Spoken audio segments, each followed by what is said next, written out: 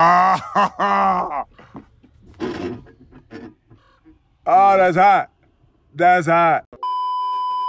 Mercedes tentunya telah masuki fase yang cukup sulit dan membingungkan sekarang, dengan Lewis yang sudah resmi akan keluar dari tim setelah 12 musim, dan kesuksesan yang mereka raih selama ini. Mereka gak hanya harus mencari pembalap pengganti yang pastinya akan gua bahas nanti, cuman nggak sekarang ya, next time lah. Tapi mereka juga harus mulai mempersiapkan George Russell sebagai team leader. Dan kalau kita melihat musim lalu, well, keringet dingin lah tuh fans Mercedes ya kan. Nah karena itulah gue mau bahas apakah George Russell dengan perginya Abang Jago setelah 2024 sudah siap untuk memimpin Mercedes ini.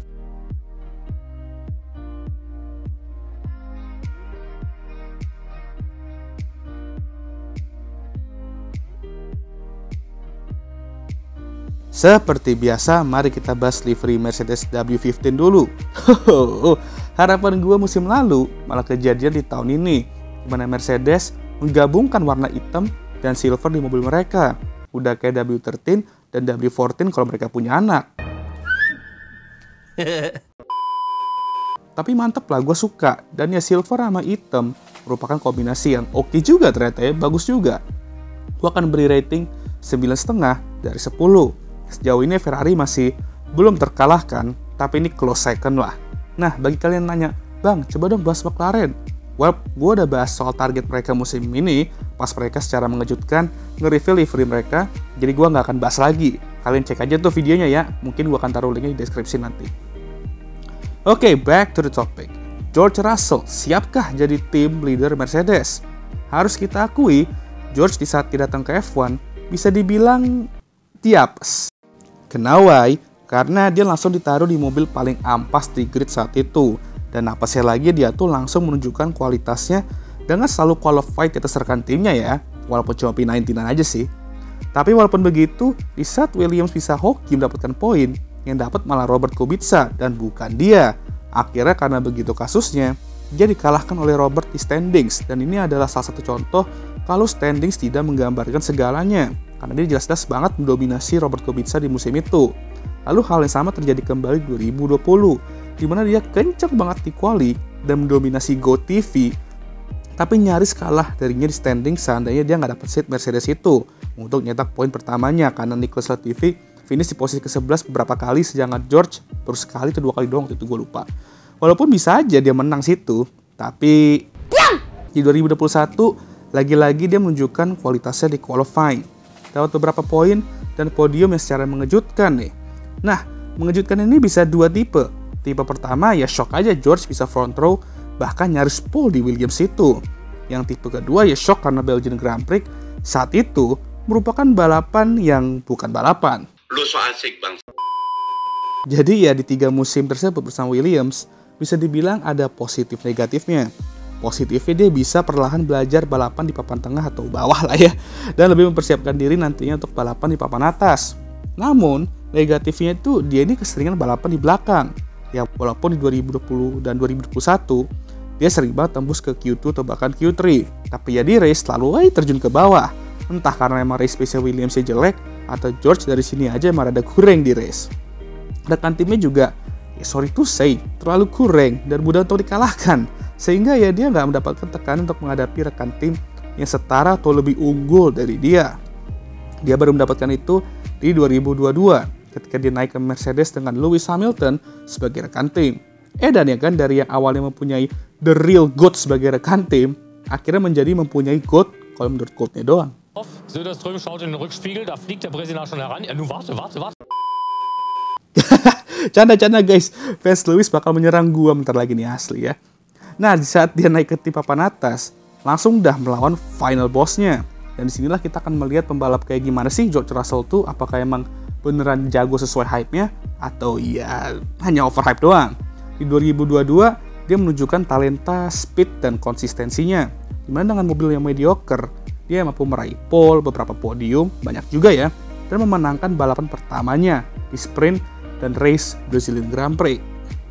Namun terdapat beberapa kesalahan juga di musim ini, dan bisa dibilang 2022 merupakan awal mula dari meme. Nah, musim 2023 ya bisa dibilang sangat kacau ya. Gak hanya mobil W14 lebih ngaco dari 2023, George juga kesulitan di musim ini. Quali pace masih oke lah, dia setara sama Lewis, dan kadang lebih kenceng juga. Tapi dari segi race pace sama konsistensi, itu dia kalah jauh dari Lewis di musim ini. Gak hanya itu juga, banyak banget kesalahan doi 2023, dan beberapa itu cukup fatal juga, dimana dia sebenarnya bisa aja meraih hasil bagus, tapi malah blunder. Nggak itu aja, terkadang George juga suka bertingkah yang enggak dan bikin code LH44 darah tinggi. Jadi hal-hal inilah yang bikin para fans mulai melakukan kemampuan George yang nggak hanya dalam menjadi Jordan di masa depan, tetapi dalam memimpin tim Mercedes ini. Nah, bagi kalian yang ngomong kayak gitu, gue sih cuma bisa bilang, Really dude gitu loh, paham gak sih? Really dude! kayak, bro, why so dramatic dan pesimistik gitu ya kan? Kalian kayak nggak tahu aja pembalap muda tuh kayak gimana. Kalau namanya pembalap muda, pastilah ada saatnya mereka tuh sering membuat kesalahan, egonya tinggi, rasa nggak mau kalahnya juga pasti tinggi. Itu terjadi ke hampir semua pembalap gitu loh. Gue udah sering bilang itu dan gue akan bilangin lagi. Pembalap top kayak George, Charles, Max, Lewis, Seb, dan masih banyak lagi, itu pasti memiliki periode di mana mereka tuh sering banget membuat kesalahan. Dan George yang menjadi salah satunya. Dan itu normal banget gitu loh. Itu adalah bagian dari proses seorang pembalap untuk menjadi top. Yang paling penting adalah belajar dari kesalahan-kesalahan tersebut untuk bisa lebih baik dari sebelumnya. Lalu untuk soal apakah dia siap untuk memimpin tim Mercedes setelah Lewis cabut nanti, ya baik lagi, kita lihat dari luar kalau dia tuh kadang patuh tim order, kadang ngerusuh juga sama rekan timnya sendiri. Tapi sebentar nih, mumpung kita lagi bahas soal ngerusuh dengan rekan timnya sendiri, ada komen yang bikin gue kesel waktu itu pas start di Qatar Grand Prix kemarin. Harusnya dia kasih Lewis aja tuh nyalip sebelum turn 1, biar kecelakaan yang terjadi itu gak terjadi. Gua be like, What? Udah ketebak Colt LH44 ini selalu aja nyari celah untuk menyalahkan pembalap lain ya kan. Ya dari luar kita lihatnya ya begitu, tapi kalau dari dalam gak ada yang tahu ya kan. Bisa aja dari dalam doi itu belajar banyak dari Lewis, cara bekerja dalam tim di HQ-nya kayak gimana, cara dia membuat timnya itu membangun apa yang diinginkan itu kayak gimana, dan masih banyak lagi. Nah, hal-hal kayak gitu kan kita nggak lihat ya, kita nggak tahu, kecuali kalau kalian kerja di base mereka atau punya orang dalam. Jadi untuk soal apakah George bisa memimpin tim setelah Lewis cabut, hanya waktu yang akan menjawab emang. Tapi performa dia di 2024 ini akan dipantau. Jika dia bisa kembali mengalahkan Lewis musim ini, maka gue berani jamin, Toto sudah 100% yakin akan jadiin dia tim leader. Tapi kalau misal hasilnya masih sama kayak 2023, banyak membuat kesalahan, crash, kalah sama Lewis, kemungkinan besar Mercedes akan mencari pembalap sekelas Lewis untuk kursi Mercedes itu di 2025.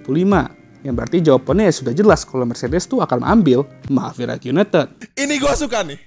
Gue suka nih orang kayak gini nih. Ini gue suka.